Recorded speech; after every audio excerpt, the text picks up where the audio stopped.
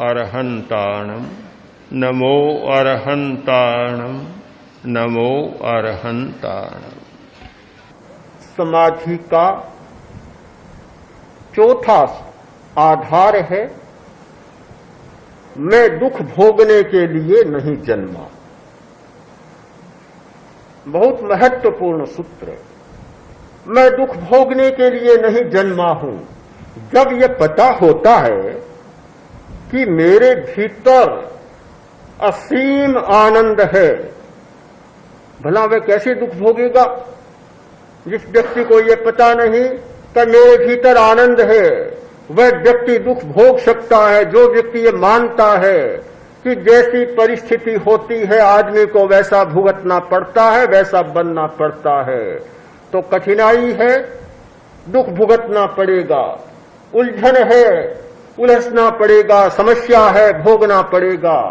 किंतु जिस व्यक्ति को यह पता है कि मेरे भीतर अनंत आनंद का महासागर हिलोरे ले रहा है, उस व्यक्ति में एक नई चेतना जागृत होगी, एक नई आस्था का निर्माण होगा कि मैं कभी दुख भोगने के लिए नहीं जन्मा हूं और नहीं जन्मा। जिस अज्ञान के कारण दुख भोग रहा हूं उस अज्ञान को तोड़ डालूंगा और मैं मेरे आनंद के सागर में गोते लेने लगूंगा। फिर वह दुखी नहीं रह सकता। बीमार होकर, रोगी होकर तड़पने के लिए नहीं जन्मा हूं। पता नहीं, अपने अज्ञान के कारण हम एक पक्ष को तो पकड़ लेते हैं, दूसरे पक्ष को छोड़ देते हैं। हमारे जीवन के दो पक्ष हैं, एक आशा का पक्ष, एक निराशा का पक्ष, एक उल्लास का पक्ष और एक चिंता का पक्ष, एक अभय का पक्ष और एक भय का पक्ष। तो एक सारी एक ऐसी रेखा है, इधर भय ही भय और इधर अभय ही अभय।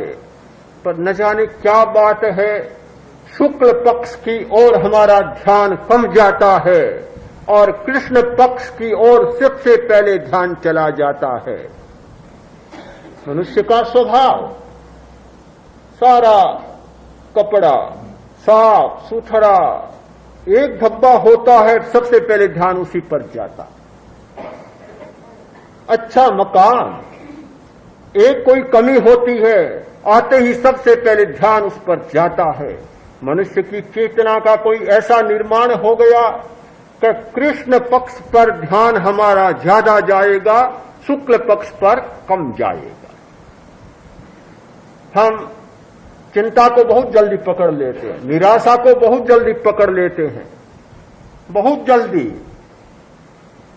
अमेरिका के एक भूतपूर्व कृषि मंत्री एंडरसन ने लिखा कि मैं 21 वर्ष की अवस्था में था, बीमार हो गया, भर्ती हुआ सेनेटोरियम में, काफी बीमार था,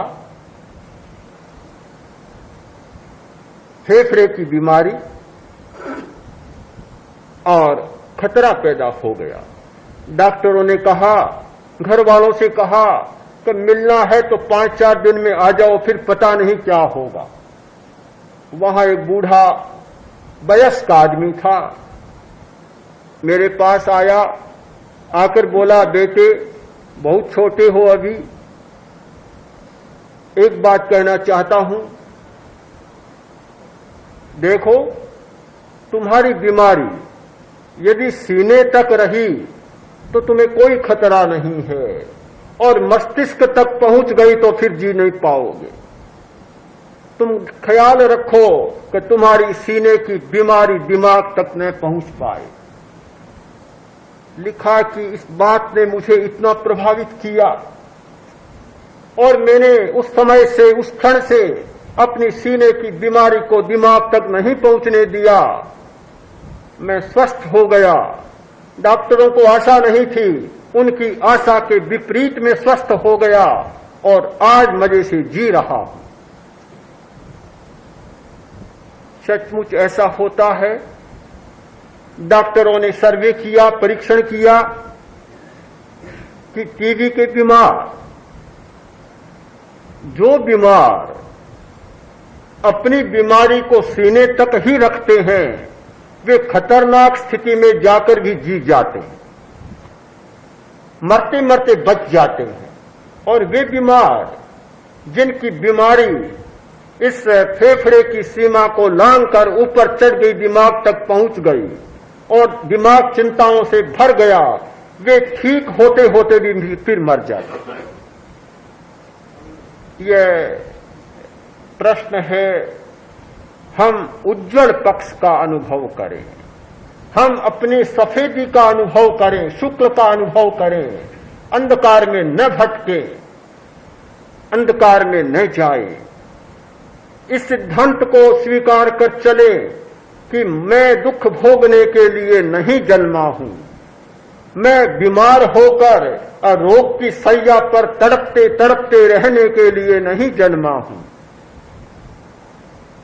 मेरे भीतर इतना आनंद है, और जिस दिन हमने अपने आनंद के मूल स्रोत के साथ संपर्क स्थापित कर लिया, ये बीमारियां अपने आप मिटने लग जाती हैं, ये दुख अपने आप कटने लग जाते हैं, और आदमी भारी से भारी कठिन परिस्थिति में भी हंसता हंसता सारी बीमारियों को, कठिनाइयों को, समस्याओं को, बाधाओं को और दुखों को झेल लेता है, और कोई आंच नहीं आती, कोई टूटन नहीं होती। आपको पता है कि मुनियों की एक श्रेणी होती है, एक श्रेणी जो कभी चिकित्सा नहीं करते। मृगापुत्र मुनि बनने के लिए तैयार हुआ, माता पिता ने रोका। पता नहीं दुनिया की क्या प्रकृति है कि कोई बुरा काम करने जाता है तो माता पिता इतना ध्यान नहीं देते, नहीं भी रोकते, किंतु मुनि बनने जाता है तो तत्काल रोकना शुरू कर देते। अरे मुनि की बात छोड़ दें, कोई ध्यान के लिए आना चाहता है तो भी रोकना चाहते हैं। अरे क्या करोगे वहां जाकर, क्या होगा? पड़ोसी भी रोकना चाहते हैं। लगता है ऐसा कि दुनियावी आदमी सोचते हैं कि कोई भी हमारे चक्कर से कहीं निकल न जाए, इस तालाब में बांध में कोई छेद न हो जाए। एक बार भी बांध ये टूट गया तो फिर हमारे बस की बात नहीं, फिर ये सारा मोह का जाल टूट जाएगा। सब उस जाल में चिपकाए रखना चाहता है, बांध कर रखना चाहते हैं, कोई भी उससे अलग होने देना नहीं चाहते। माता पिता ने रोका, बहुत रोका, बहुत रोका। बड़ा लंबा संवाद चला, चर्चा चली, प्रश्न और उत्तर चले, बड़े तर्क और वितर्क चले।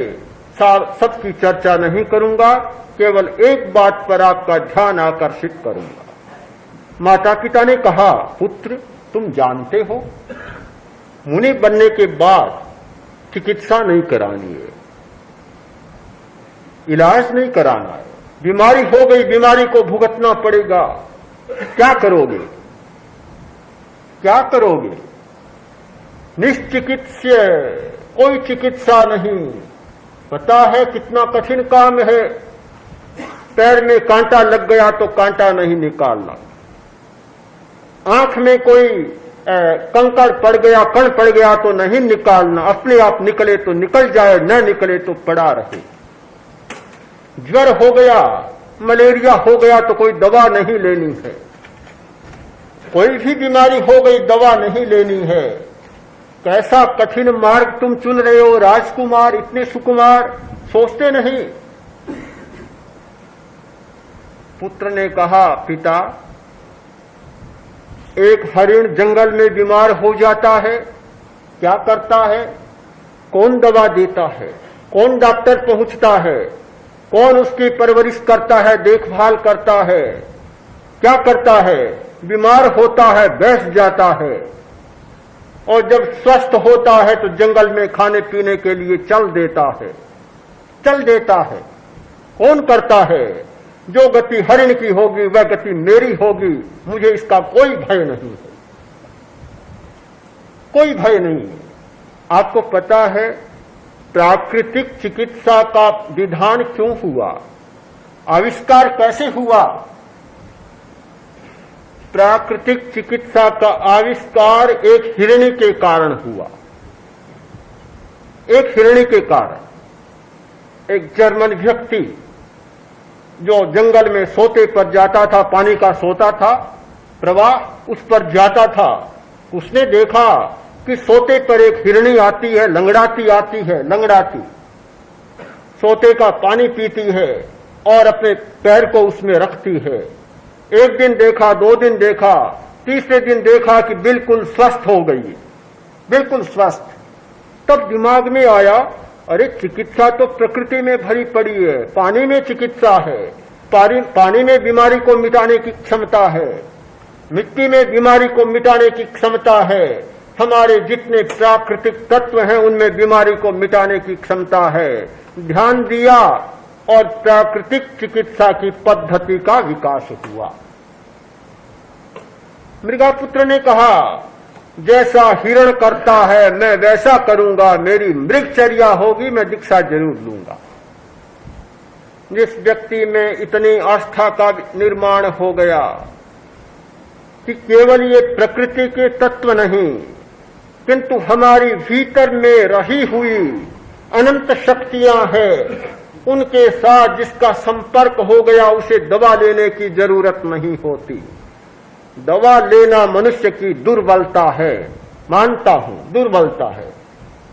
जिसमें पूरा आस्था का निर्माण नहीं हुआ वह ज्यादा दवा लेता है। आज तो ऐसा हो गया कि थोड़ा सिर दर्द हुआ, शायद दर्द बाद में हो और दवा की बात पहले सोच ले। और इतनी दवा कि दवा लेते लेते शरीर ऐसा बन जाता है कि शरीर का अणु अणु भी शायद औषधिमय बन जाता है। पता नहीं कैसे जीते हैं, कितना रिएक्शन, कितनी प्रतिक्रियाएं और कितना शरीर में जहर चला जाता है। फिर शरीर जहर का बन जाता है और जहर जहर को मांगता रहता है और आदमी जहर से भरा जहर को पीता रहता है। अभी अभी फूल कुमारी सेठिया अमेरिका की यात्रा से आई। उन्होंने बताया कि अमेरिका में एक सोसाइटी है, साइंस क्रिश्चियन सोसाइटी।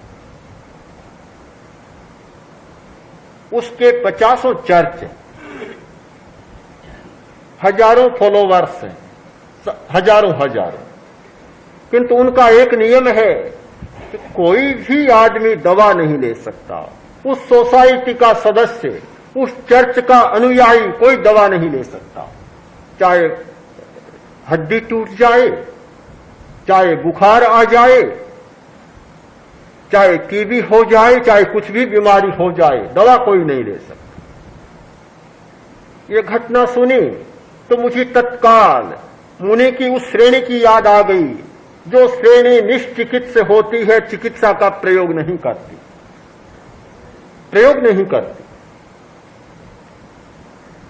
उन्होंने पूछा, आप लोग बीमारी कैसे मिटाते हैं? कि हम सारी बीमारियों के इलाज कर लेते हैं, सारी की चिकित्सा कर लेते हैं। कैसे करते हैं? कि गॉड इज लव, परमात्मा स्वयं इतना उदार, इतना शक्तिशाली है कि हमारी सारी बीमारियों को समाप्त कर देता है। उनकी आस्था की जगाने की पद्धति, जगाने की एक ऐसी पद्धति है कि आस्था को जगाते हैं और बीमारियां ठीक हो जाती है। आपने सुना होगा आज एक चिकित्सा चलती है, फेथ हीलिंग। पूरी की पूरी चिकित्सा की पद्धति आस्था पर निर्मित है। हमारे यहां भी आस्था के आधार पर ये होने वाले लाभों का लंबा चौड़ा विवरण है, एक लंबी तालिका है। किंतु मूल प्रश्न है कि हमारा अपने अंतर के स्रोत के साथ संपर्क स्थापित नहीं होता। जब तक हमारा अपने अस्तित्व के आंतरिक स्रोतों के साथ संपर्क स्थापित नहीं होता, तब तक हम बाहर के भरोसे जीना पड़ता है और बाहरी साधनों की दया पर जीना पड़ता है। जब हमारी दृष्टि बदलती है, जब हमारी दृष्टि बाहर से मुड़कर भीतर की ओर जाती है, फिर हमें बाहर की दया पर जीने की जरूरत नहीं होती। अपने आंतरिक स्रोतों के साथ संपर्क हो जाता है और हम पूरे अस्तित्व के साथ जीने लग जाते हैं।